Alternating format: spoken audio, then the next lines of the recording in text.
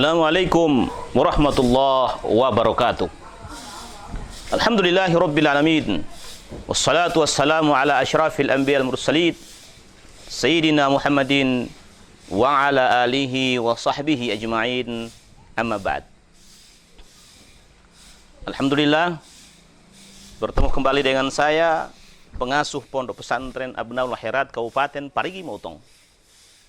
Kali ini kembali akan menyambung pembahasan kita pada episode sebelumnya, yakni tentang kehinaan dan kecelakaan bagi mereka sesuai dengan hadis Rasul sallallahu alaihi wasallam yang diriwayatkan oleh sahabat Umar radhiyallahu anhu. Pemirsa yang dirahmati Allah Subhanahu wa taala, ragimu anfu rajulin, hina dinalah manusia. Yang kedua adalah manakala masih hidup kedua atau tinggal satu orang tuanya, tidak mendapatkan keberkahan, tidak mendapatkan ampunan dari orang-orang tuanya. Subhanallah. Kalau pada pembahasan sebelumnya, kecelakaan yang pertama telah sama kita jelaskan bahwa sangat merugi dan hina orang itu manakala dibacakan salawat, dia tidak menyambut salawat itu dengan ucapan-ucapan salawat pula. Lalu bagaimana yang dikatakan orang-orang yang hina, yang manakala masih hidup kedua orang tuanya atau tinggal satu, tapi tidak mendapatkan keridhaan dari mereka orang tuanya? Pemirsa di mana saja berada, rahimakumullah. Berbicara tentang hal anak, tentunya tidak akan pernah putus dari hubungan antara anak dan orang tua. Pembahasan ini sangat menarik karena kita melihat situasi dan kondisi hari ini. Ada banyak orang tua yang gagal membina dan mendidik anaknya.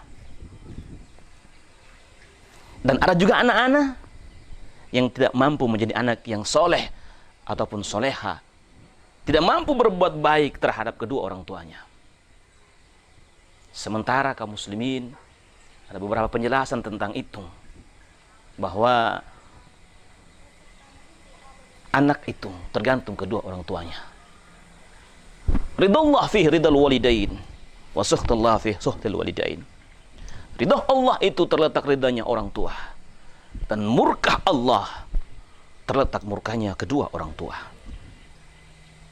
Kita bisa mengambil sebuah kesimpulan bahwa ketika kita ingin disayang dan dicintai oleh Allah Subhanahu wa taala, ingin mendapatkan keberkahan hidup, ingin sebuah kebahagiaan hidup dalam dunia ini, maka tidak lain tidak bukan adalah, ayo sebelum memohon kepada Allah Subhanahu wa taala, sebelum memohon berkah dari Allah Subhanahu wa taala, mintalah kepada Allah atau kepada kedua orang tua.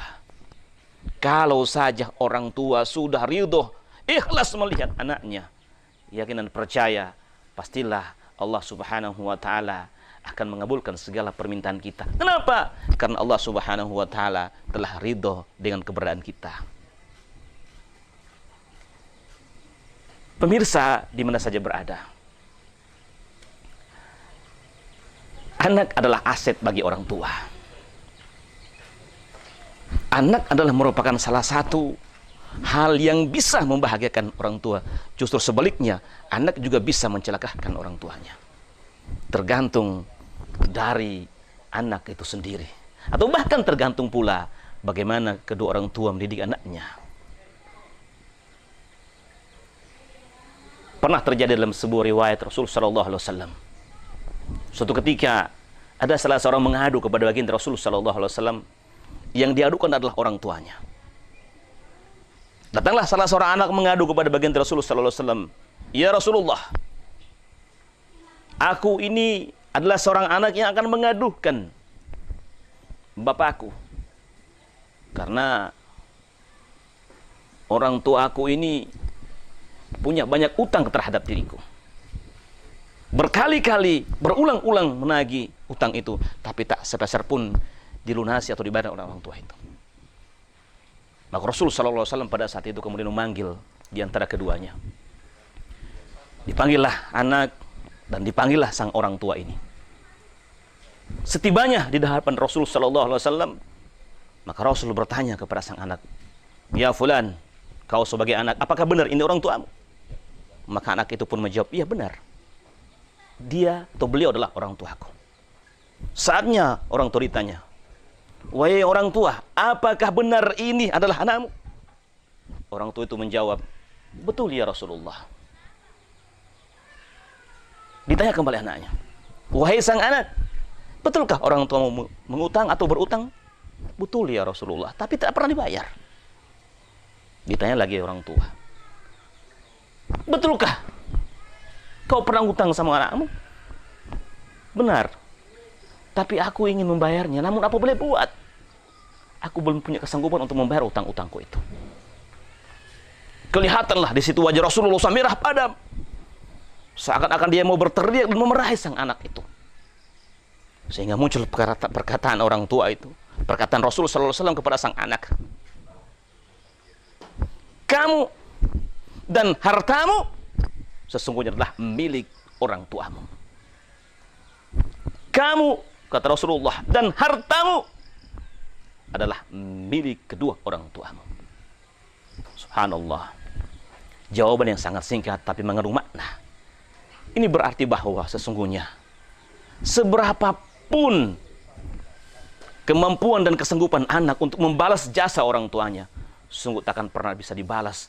Bahkan dengan nyawa sekalipun taruhannya, tak akan pernah bisa seorang anak membalas betapa orang tua sangat berperan bagi kehidupan anak itu sendiri.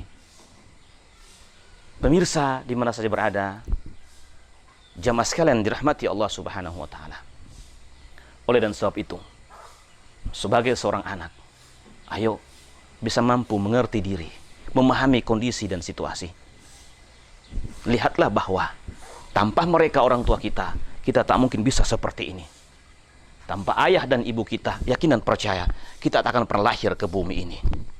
Yakinkan diri bahwa segala daya upaya yang kita lakukan, segala keberhasilan yang kita rasakan hari ini, tanpa orang tua itu juga tidak akan pernah kita dapatkan. Sekali lagi saya mengatakan, ridha fi ridhal walidain, wa suhtullah fi suhtil walidain.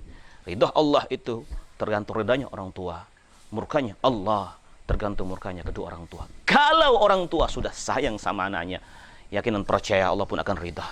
Sebaliknya, kalau saja orang tua sudah tidak ridho lihat anaknya, pasti dan pasti Allah akan murka kepada kita. Pemirsa di mana saja berada, akhirnya pada titik puncak kesimpulannya pembahasan ini, mari kita akan terus berupaya untuk mencintai dan menyayangi orang tua. Tapi toh kalau sekiranya orang tua sudah tak ada di samping kita, orang tua telah pergi mendahului kita, kita cukup berdoa, semoga orang tua kita mendapatkan tempat istimewa di sisi Allah Subhanahu wa taala. Minimal setiap saat berdoa kita, Rabbi ghfirli wali walidayya warhamhuma kama rabbayani shaghira. Jemaah sekalian dirahmati Allah Subhanahu wa taala, satu pembahasan lagi tentang kehinaan yang didapati manusia. Insya Allah pada berikutnya atau episode berikutnya kita akan bahas lagi. Akhirnya di akhir kultum ini, mari kita berzikir kepada Allah Subhanahu wa taala. Semoga Allah Subhanahu wa taala menerima puasa kita dengan penuh iman dan wahtisaban. Mari berzikir, beristighfar kepada Allah Subhanahu wa taala.